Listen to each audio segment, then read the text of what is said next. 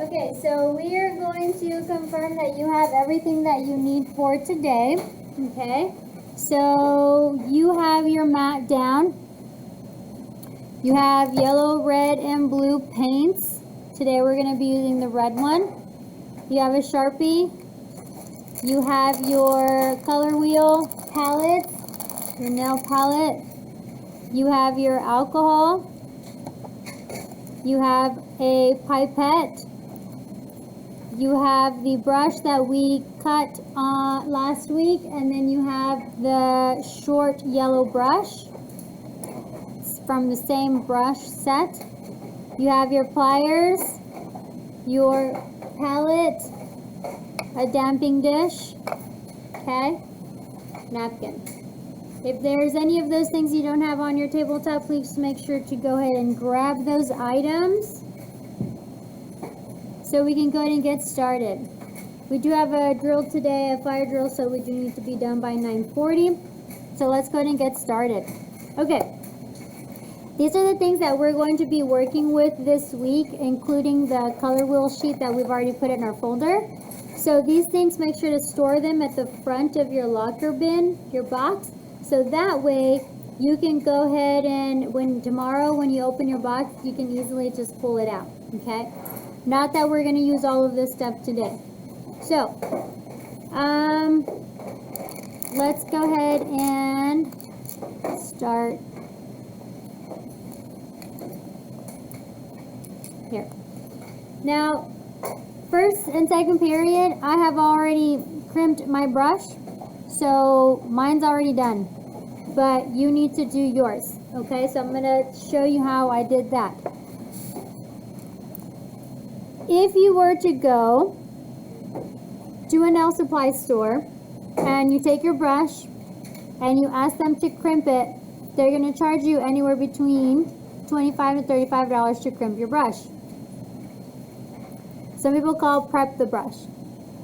I think that that is really expensive to pay for. Now, if you buy the brush at the store, some places will crimp it for you or prep the brush for you for free, but not all. So, with those extra $20 we added to your kit last year, we added not just this, they bought more things, but we did get to add pliers to your kit. So these pliers are going to be designated only to be used for nail supplies, nail items, okay? So we're going to crimp your brush. So take a look at the two brushes that you have in front of you. You have the one that you crimped, or I'm sorry, the one that you cut down last week to make a thin line brush. And then you have your other one that is short and yellow.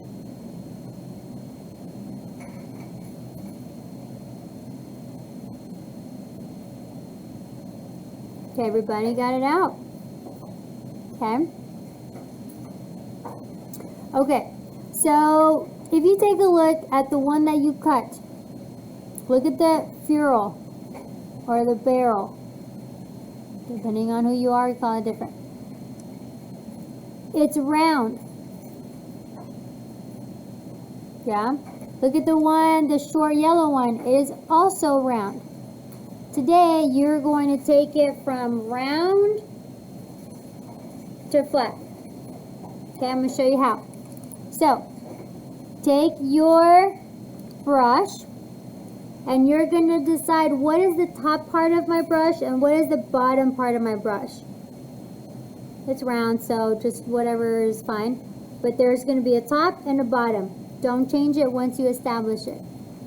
What you're going to do is you're going to take this flat part of the plier and decide what the top part is, and you're going to come in and you're going to line, don't clamp it yet, but you're going to line up the flat part of the plier to the top part of the metal part of your brush.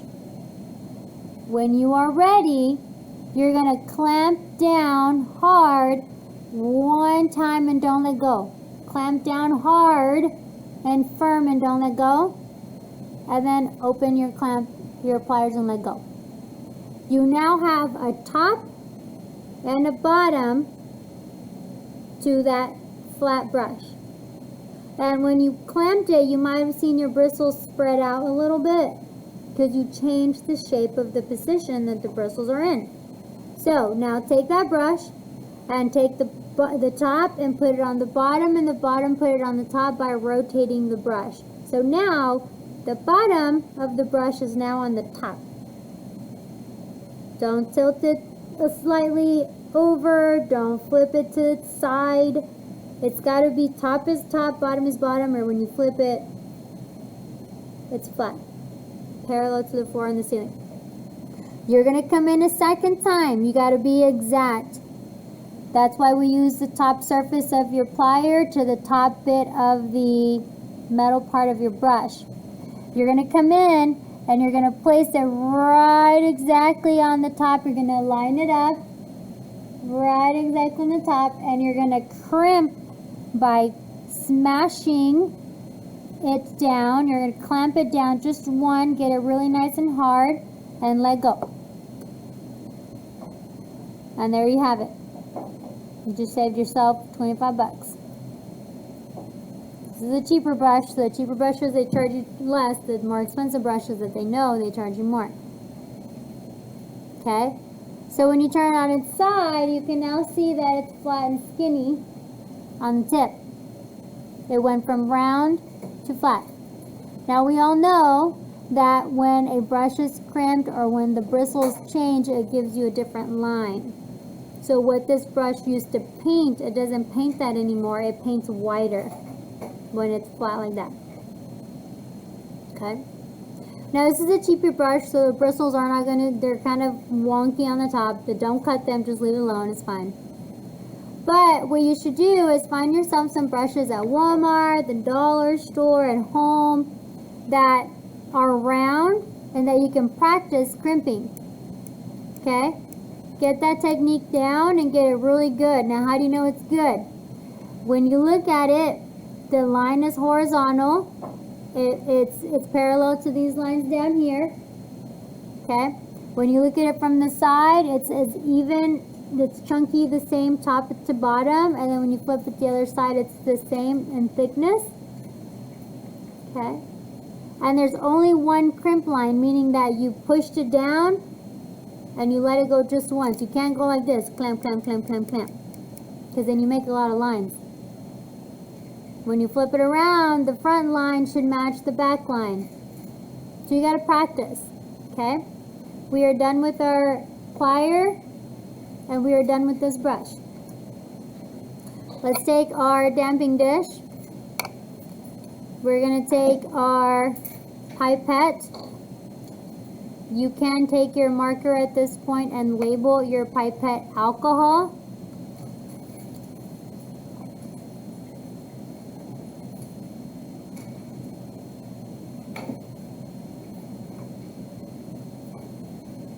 The Sharpies are in the bins behind you guys or on the tables. We are already missing one. Please return them when you're done so you can have them when you need them next.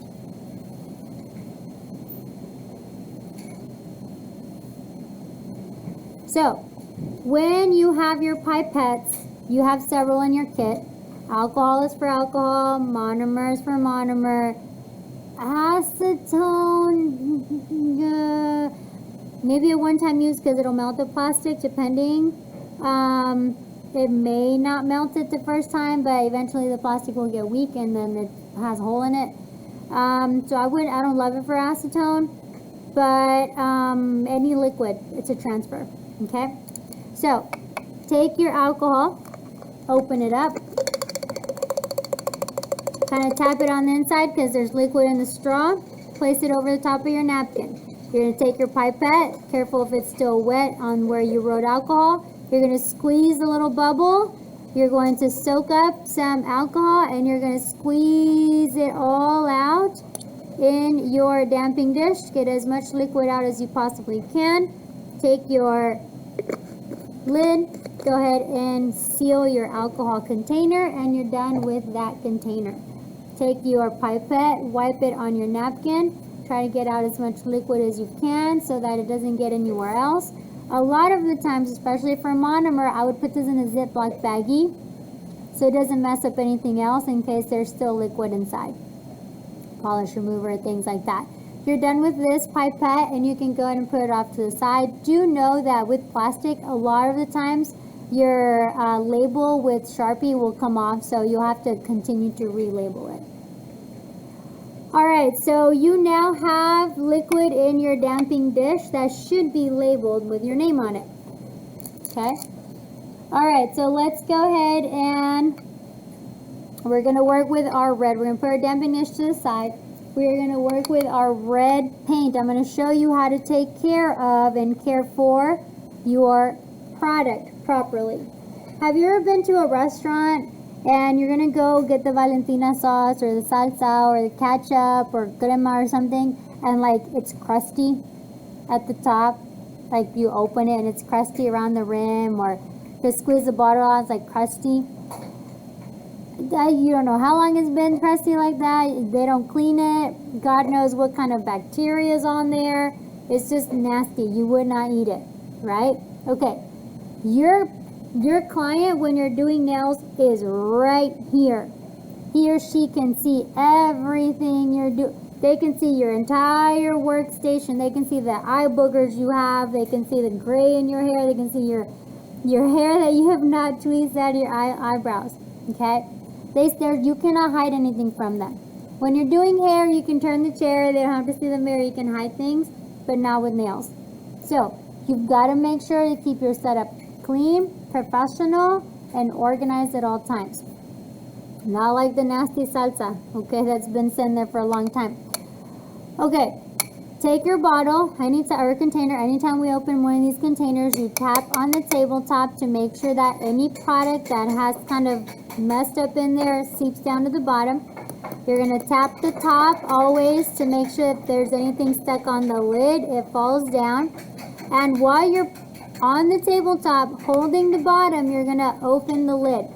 I know that sounds a little silly, but if I had product and I was doing this and my product, say powder if you will, was kind of all messed up because I left my bottle upside down, it's going to fall everywhere.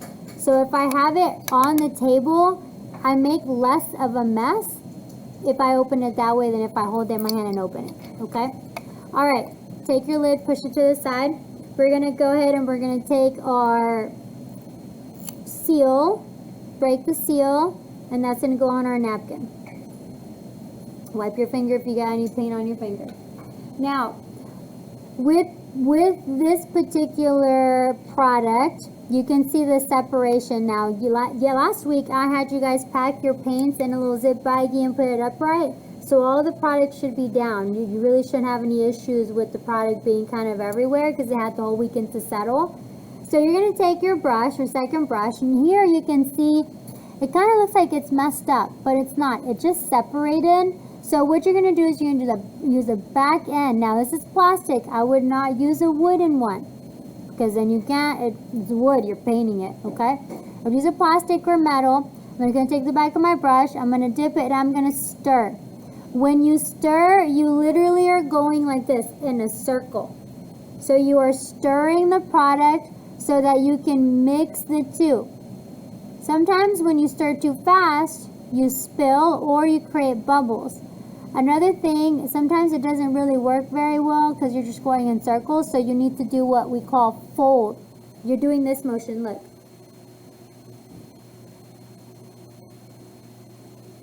That's it.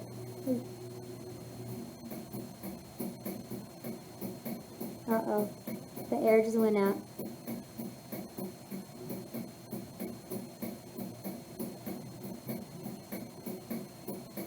I'm assuming it's the whole building, right? Okay. I need to check to see if it's just our room or the whole. Okay.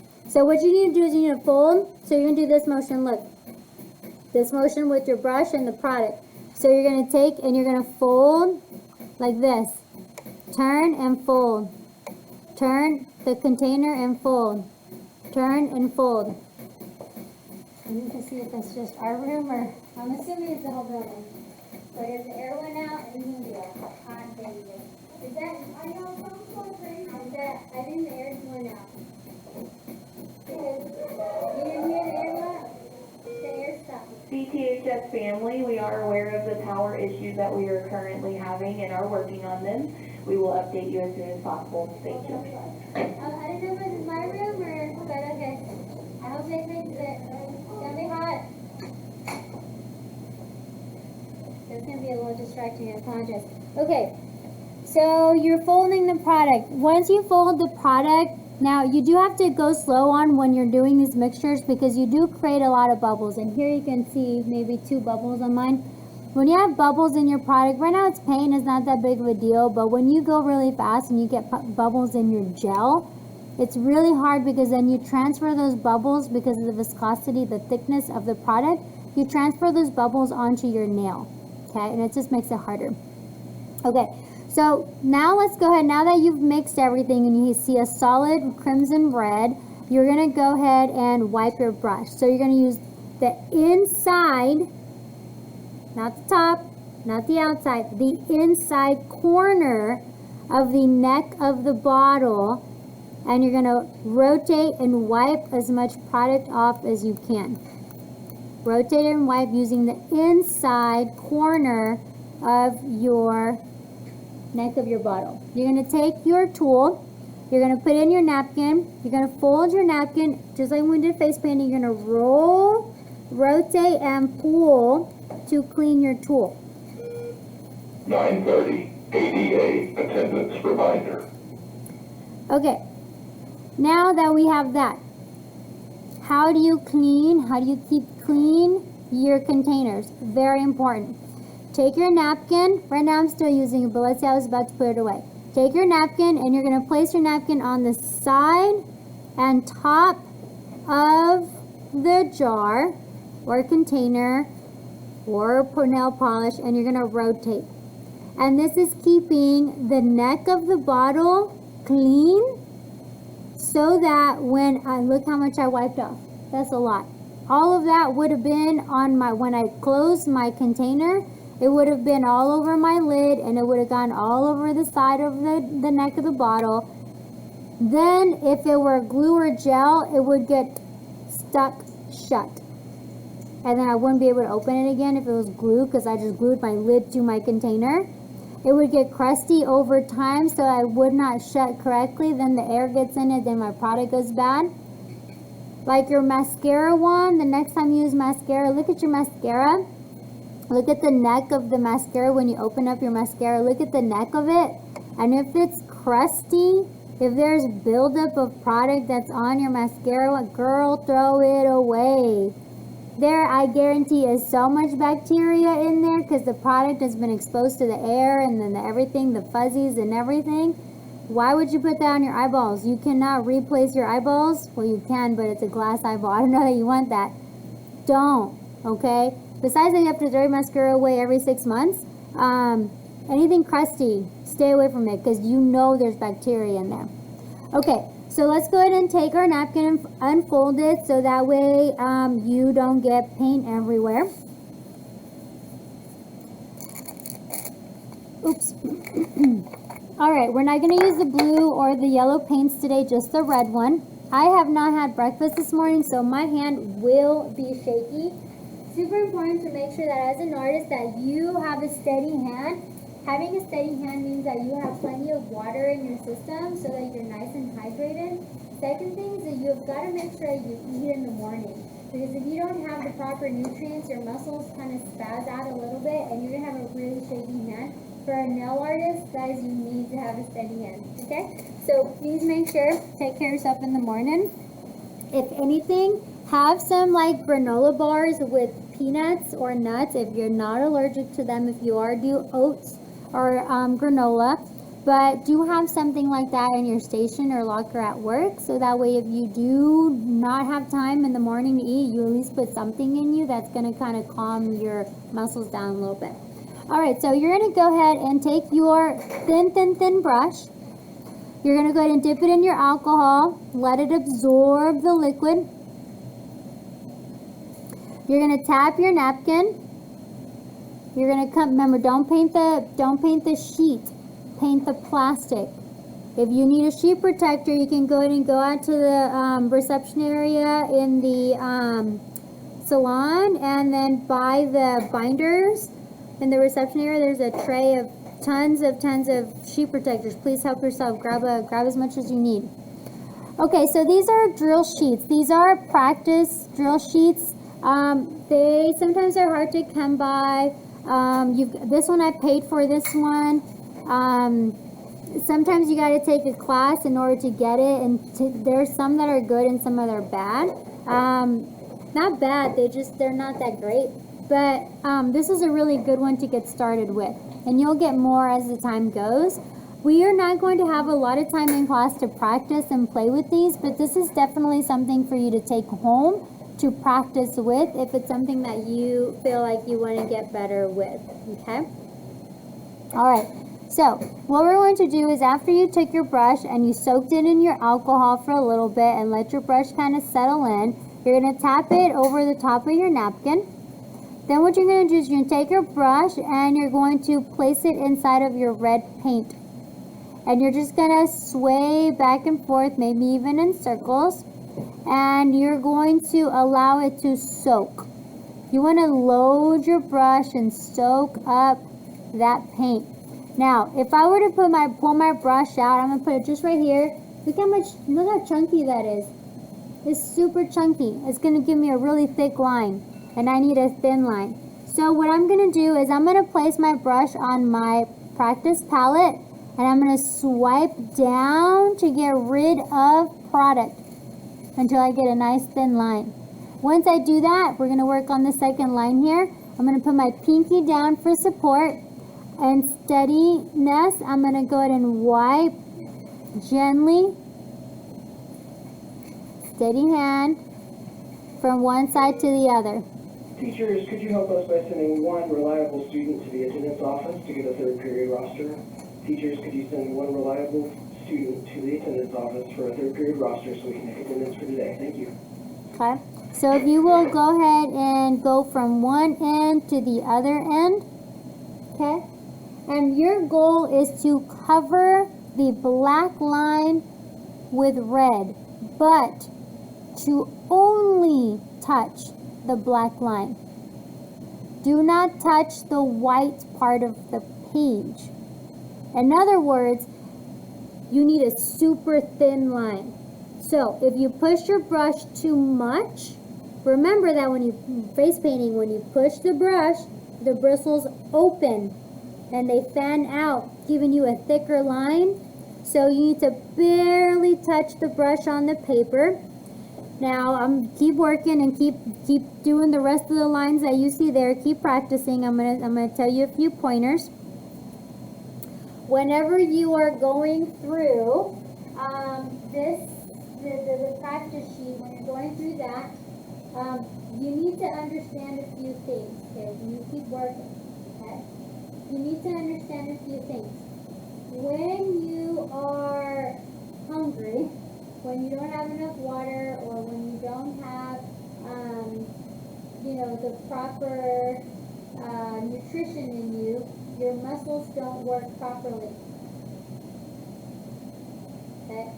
You're shaky. Okay? You're dehydrated, so your muscles are like, trembling. Okay? So first of all, take care of yourself so that you can be good. Second, chill. Okay, some of you guys are pressed. The brush in your hand is like shaking. Calm your hand. The brush should literally lay in your hand, and someone should be able to just snatch it out. And you not even feel it come out of your hand. It should just lay on your hand. If you grip it, because you just want to make it so perfect, you're going to start trembling. You're going to start shaking. Okay? Your hand will start to get sweaty, so then the brush in your hand kind of sticks so that you don't have to flow. And then the other thing too is that as you're doing all of that, you're gonna feel the stress on your shoulder. So you're just and you're hunching over, so you're like, oh man, my neck starts to hurt. Okay, so just relax. Your brush should not be at a 90-degree angle, meaning like it's like a tree growing out from the ground. It should not be straight up, and it should not be laying down flat on the table. It should be at a 45-degree angle. from the surface where you're trying to paint.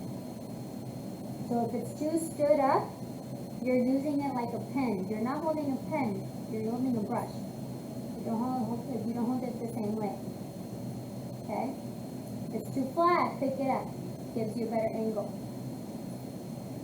Because then you'll paint with the whole length of the brush. You just want to use the tip of the brush. The other thing, okay, as you're continuing, and you just hear me, I have to keep working. You trace whatever shape you want on the page.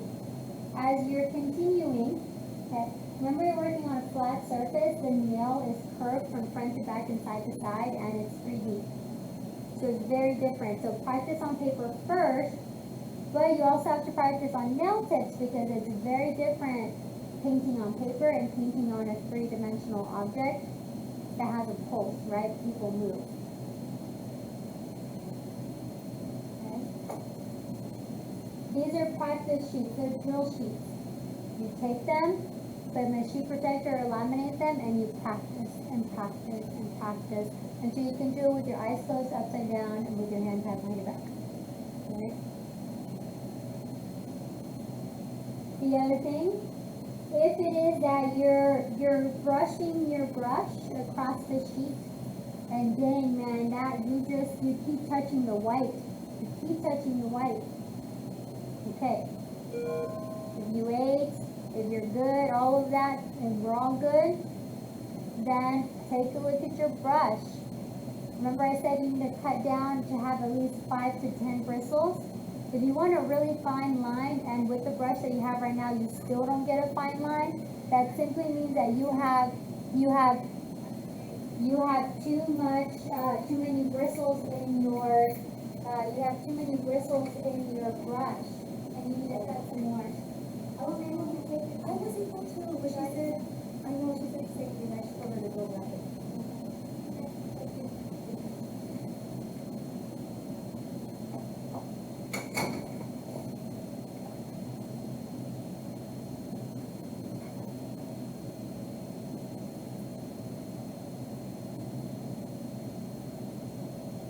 So if it is that you are having issues and you cannot get a really nice thin line, again, your bristles are too much. So you have to go back in and you have to cut some more bristles off. Again, 5 is the most minimum number you can have. Well, you have 1, honestly, you have 1 bristle, just to keep in mind. Okay. Now, do you guys remember how thick your brush was when you first got it before you cut it? Can you imagine what kind of line you would draw if you wouldn't have cut it? It's a chunky line.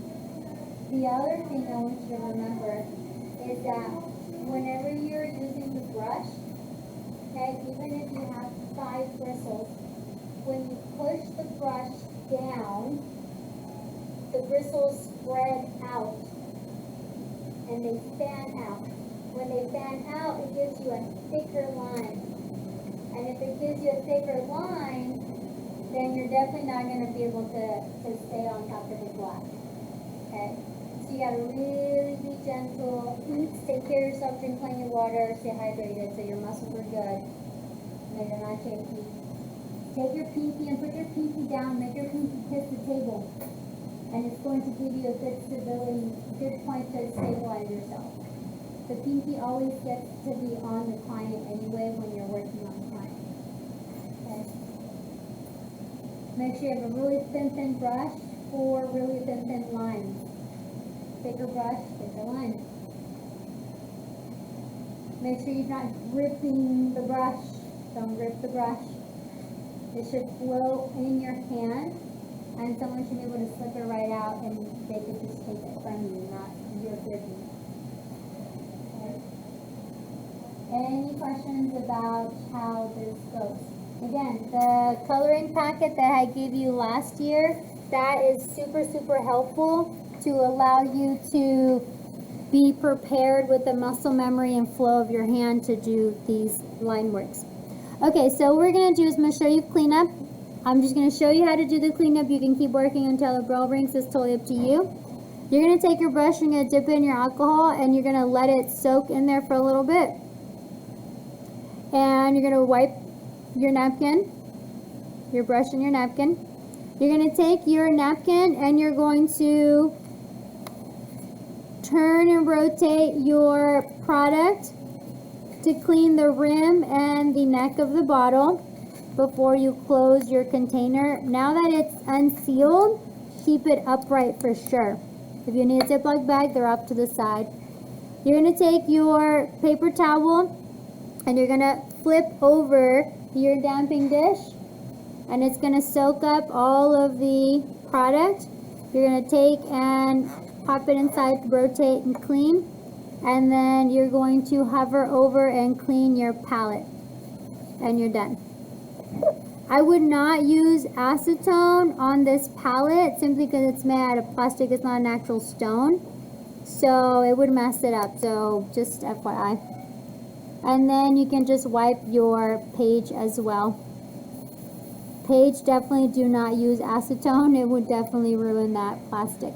Remember, plastic and acetone don't mix well together unless if it's made for acetone. Any questions? All right. That's all I have for you for today.